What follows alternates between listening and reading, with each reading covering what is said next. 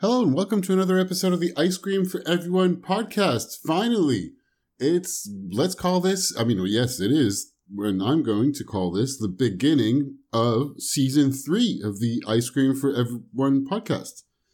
I stopped, and I think I said in my last very short update that was barely an episode, but it is the last episode that I published just before Christmas Eve 2017, that I was taking a Christmas break. And the Christmas break ended up lasting about 6 months. So I didn't exactly follow most of the advice that is provided and given. If you start searching online for what to do with a podcast, how to do a podcast, what you should be doing, you'll find that one of the most recurring, consistent pieces of advice is to record, publish, produce on a consistent basis. Whatever the frequency you choose, whatever the length you choose, to be consistent. And even though I did promise that I would do that at some point last year, I said I would publish every 2 weeks, and now it's been a 6-month-long Christmas break. So I apologize. I guess even though I don't know that it's worth making another promise right now, but I am getting back into it. I don't know what to say. I feel like I'm just remembering at this particular point, oh yes, that's right. I did say that I would be publishing every 2 weeks no matter what, and then I didn't publish for 6 months. It was a Christmas break though, so now I'm getting back into it.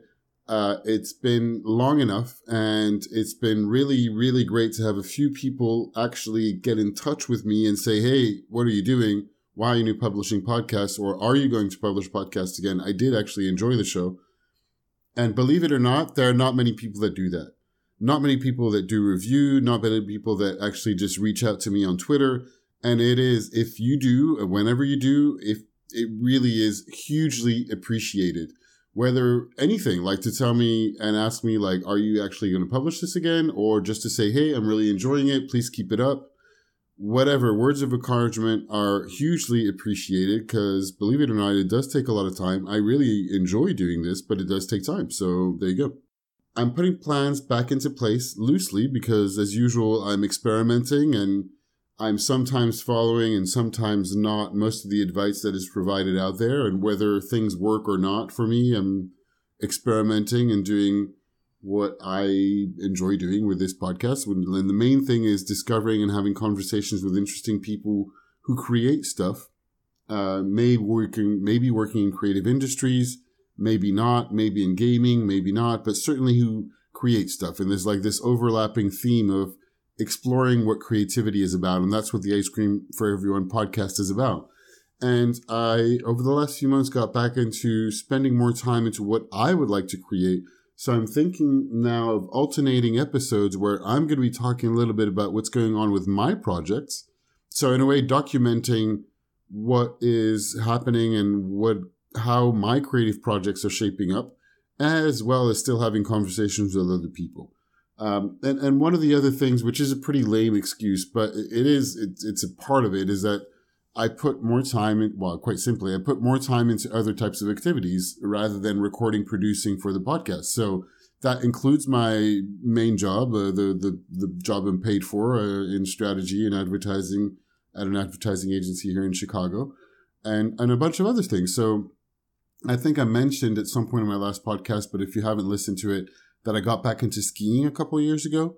And last winter, I spent a lot of time skiing, and I really, really loved it. But I spent more time when I was not working skiing and traveling to the mountains because, around Chicago is a little bit flat to ski.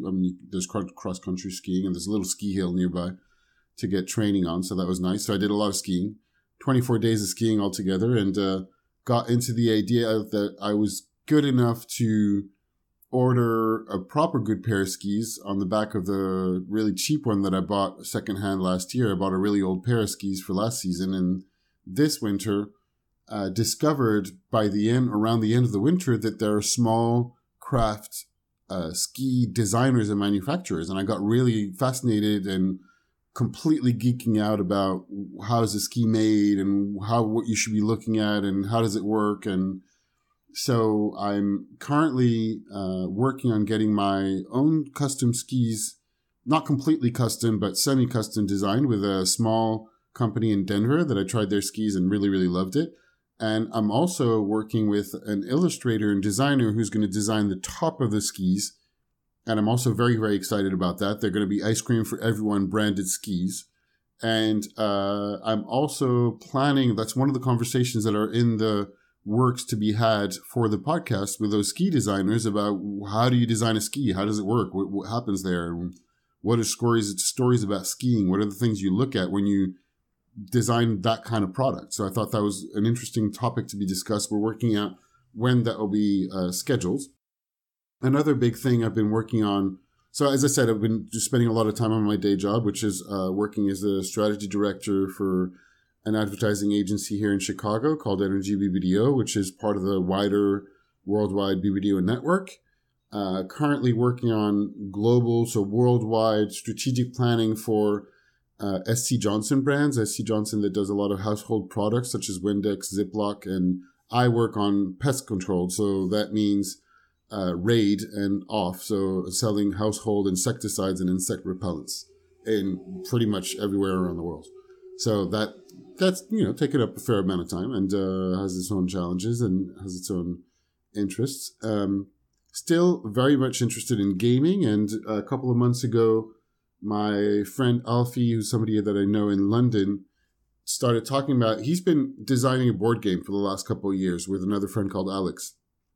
And when they announced that they were ready to go to Kickstarter, and they launched the Kickstarter a couple of weeks ago, I was like, oh man, I've been looking at your photos for a little while now, and now you're ready. And I've had a couple of ideas for games that have stayed pretty much at the stage of, just little write-ups and notes here and there inside of my Evernotes. And so I got back into that. So I started geeking out and studying a lot of game board mechanics and how do you start designing a board game. I played board games with my brothers and sisters while I was in the south of France. We spent Christmas last year in the Pyrenees Mountains in the south of France on the Spanish border and got to ski over there and got to spend time with my little nieces, and it was snowing, and we played a few board games, which was fantastic. One of them called Viticulture from Stonemeyer Games, Jamie Stonemeyer, who's a quite known, I don't know how well known, but anyway, he does pretty, what I would think and consider to be quite chunky games, I think. At least Viticulture is fairly chunky. So it's a game where you're playing a person making wine, and my sister's a winemaker and they live in wine country, and my brother sells wine, and I was really interested in the concept. And there's a lot of different things going on that board. And then I read a bunch of different articles about where do you start with building a board game. I listened to a bunch of different podcasts, such as a multiple episodes of a podcast called Ludology, all about exploring the sources of game design. How do you design a game, which I find really, really interesting. What are game mechanisms? What is called a mechanism is what's the underlying thing that makes a game work. So games usually, particularly board games, there's like a whole lingo that goes around it. And one of the things that's talked about is what is the theme of the game and what are the mechanics or mechanisms of the game. So if we go very simple for something that's very widely known, for example, Monopoly, the theme of the game is you're a real estate tycoon trying to amass as much money as possible. The mechanic of the game, or mechanism, rather, I mean, there's some argument online apparently on whether it's a mechanic or a mechanism. Sorry, I never know where to put my tones in English because I'm French. And the main thing in Monopoly, which also makes it one of the reasons why a lot of modern kind of board game designers and board game nights hate Monopoly, is that the main mechanic is roll and move. So meaning that the main thing that you actually get to do in Monopoly, if you boil it down, is to throw a dice and move the amount of spaces that the dice gives you. So you have very little meaningful choices as a player. Your choices, if you follow the exact rules to the letter, are basically roll a dice and randomly get to a point where you're going to buy a new property, or a little bit later in the game, pay other people for their property. And very quickly, there's going to be one person evicted from the game that gets frustrated and doesn't get to play, and then it goes on for a while. So there's a lot of different game mechanisms. Snakes and Ladders is another one that is like the main mechanism is roll and move. the theme is, well, there's a board with snakes and ladders, but really all you get to do is roll a dice and move. You don't get to choose anything. Your fate is decided by the roll of the dice. A lot more modern games have ideas about the game should have meaningful choices, and players in the game should have meaningful choices that are not entirely random. You should have some agency. So this whole term of being able to have meaningful choices over the game. And viticulture is what's called a game in worker placement, which I thought I started exploring from one of the ideas that I have around building a game. I really like this idea. I've tried a few games like that. I've been watching videos, and I've been going back to a board game night here at a game shop and called Chicagoland Games Dice Dojo. They have a board game night every Wednesday. So the last few weeks I've been going back there, and I've been trying new games like randomly to learn about different kinds of games. But I also have a list of games that I want to try in this area that's called worker placement, meaning what it generally means is you have a token or a worker, or it could be a dice, or it could be just a cube, and there's a certain amount of areas around the board where you could put your cube to have things happen, and they're limited in space. So you might be competing. There's different ways to get to the goal, usually in those types of games. And you might be competing for other players on the spaces to get certain types of things done. So for example, viticulture has, the whole board has different types of actions that you would do if you make wine, split out between winter and summer actions. So it could be planting a field, it could be harvesting grapes, it could be all the different types of stuff that go into winemaking, but you only have so many little workers that you can't do everything. So you're forced to make choices, and you can have there's a lot of different avenues and strategies to get to the goal, which is ultimately to make wine and sell it, to have victory points. And you're competing with those limited spaces with other players. So you won't be able in the same turn to do planting grapes, raising grapes, trying to find a seller for your grapes, aging the wine, making the wine. There's a lot of different actions. So you have to spread them out and try to figure out when you're ready. And sometimes when you're ready, some other player is going to block what you're doing. So there's that kind of thing going on.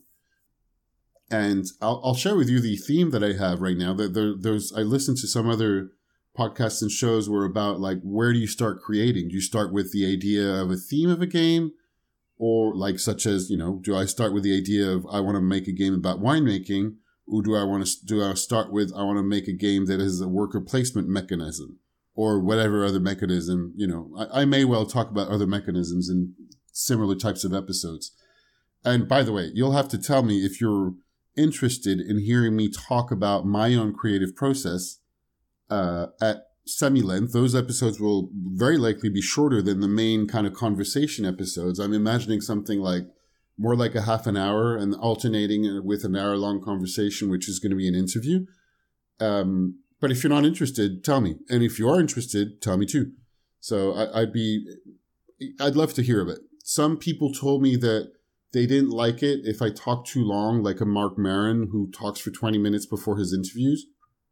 Some other people told me they have no problem with it. I know this is my own personal taste, that I don't mind listening to Mark Maron go on about what he's taught, what he's living through and what's going on in his life before getting to the interview.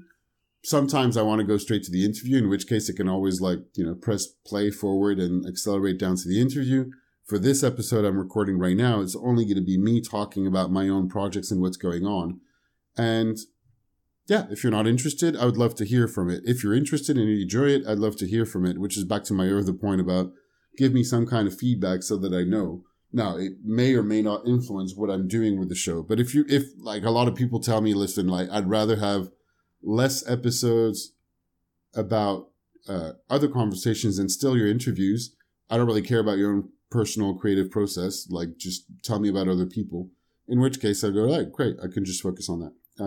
Anyway, back to the mechanisms. I remembered after seeing that Alfie was launching his Kickstarter, which is going to be one of the episodes coming up, by the way, and you can look up the Kickstarter right now if you search Evil Corp Board Game, and I'll put this link in the show notes. We just recorded, and I'm going to be publishing this very soon, an episode of a conversation with Alfie and Alex about their own creative process, their own experience in gaming and design and product design and the creative industries and strategy, skateboarding, artificial intelligence, startups, a number of things. It was a fascinating and really fun conversation. So dystopia and the future and all sorts.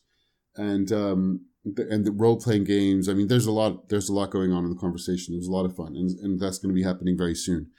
And when he announced that he was going to do this Kickstarter, I started looking at, well, what did I have as projects gaming? And I remembered an article that I read, a long-form article that I'll put in the show notes on a publication called Epic Magazine that has long-form reads that are usually fascinating. I really like a lot of their articles.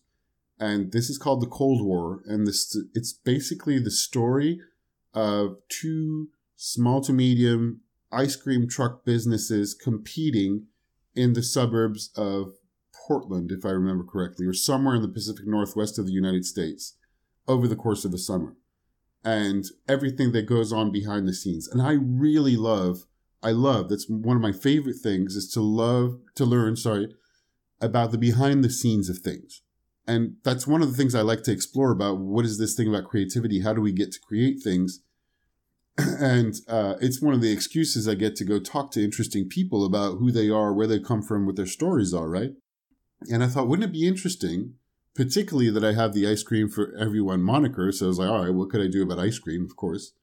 What if there was some kind of board game where you are playing some kind of ice cream truck business competing with other ice cream truck businesses? And then if that's what the game is, what kind of mechanics or mechanisms might be appropriate to something like that? With the idea in mind that I'd like it to be a little bit strategic, with some meaningful choices, still accessible to people who are maybe not, super crazy about board games, but like it. I mean, of course, a lot of people will have the same reference, but something like Settlers of Catan, because it's like the new, I think it's one of the big standards in modern board games that are very, very popular and widespread, and a lot of people have played that today. Ticket to Ride is another one on the same kind of level, I think.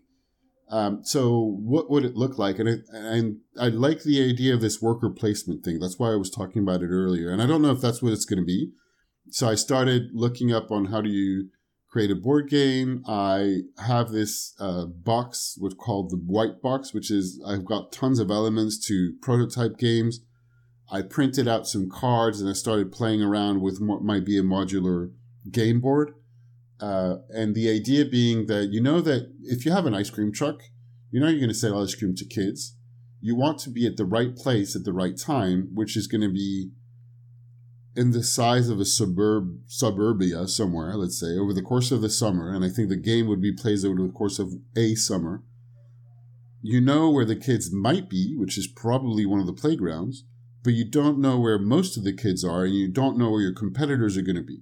So on any given day, you have ideas about where you're going to sell the most ice cream, but there's something that is a random element about where are the kids that I'm trying to figure out if that would be what could be an interesting way to simulate that as a game mechanism, that you have a meaningful choice about where to go or which playground to go to, and competing with other players, and still some kind of random element about, well, there could be a lot of kids there to sell ice cream to or not a lot of kids there. And I'm also looking at whether it might be interesting to use dice. There's something, I think, and I'm, by the way, really bad. I mean, I don't know if it's a luck thing. I also have a book about players and gamers and their dice. Dice is a big thing. I'm usually bad. If I have to throw a lot of dice, I'm not in a good shape because I'm pretty unlucky with dice. It's a story, but I have a lot of backup story a lot of evidence is the word I was looking for. Not really, I'm being facetious, but so there are worker placement games, and those are the ones on my list to try out, where the workers, quote unquote, are pretty much dice, and you have to roll those dice that give different kinds of results. And there's something kind of satisfying about throwing lots of dice as well. So if you throw lots of dice, and maybe there's a Yahtzee type thing where you can do combinations, Yahtzee or King of Tokyo is another one in the same style. It's kind of satisfying to throw a lot of dice and try to make combinations so that whatever your results are, there's something you can get out of it. You don't just get a 1 and you're losing something, you know.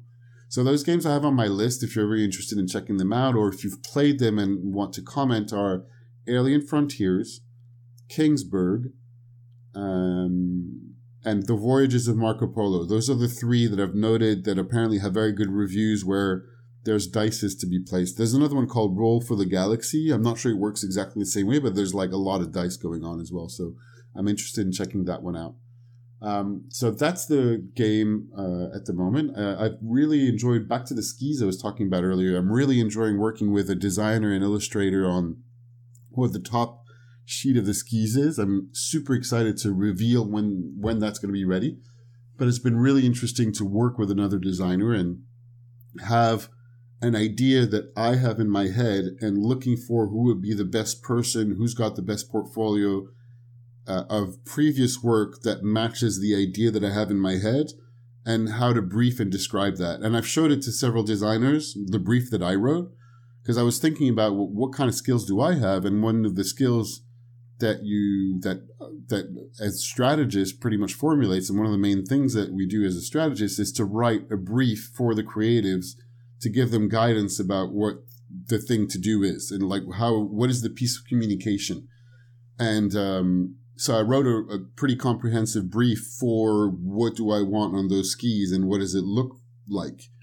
And the several designers that I got in touch with about designing were all like, wow, we've rarely seen such a detailed brief, and it's really, really great to see this is exactly what we're trying to get to, while still having space for them to express their own design and their own style.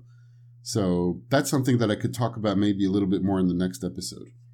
Another conversation I have coming up that I've already recorded that I'm going to be working on the editing is I went to the Green Mill Lounge, which is a traditional and old, the first club, and it's a jazz club, super famous in Chicago. It's famous for having Al Capone as one of their regular guests. I think it's the first bar that got its license after the end of the Prohibition, and it's cool. And anyway, I was there and randomly met this person, struck conversation with them, and they seem to have a really interesting story. And this is not something I've done before, and it's not even something that's usually advised, because you're trying to find people in the podcast industry that have interesting stories, but that are kind of known so that the people who listen will want to listen to them because they're like, oh, this person has an important job or whatever.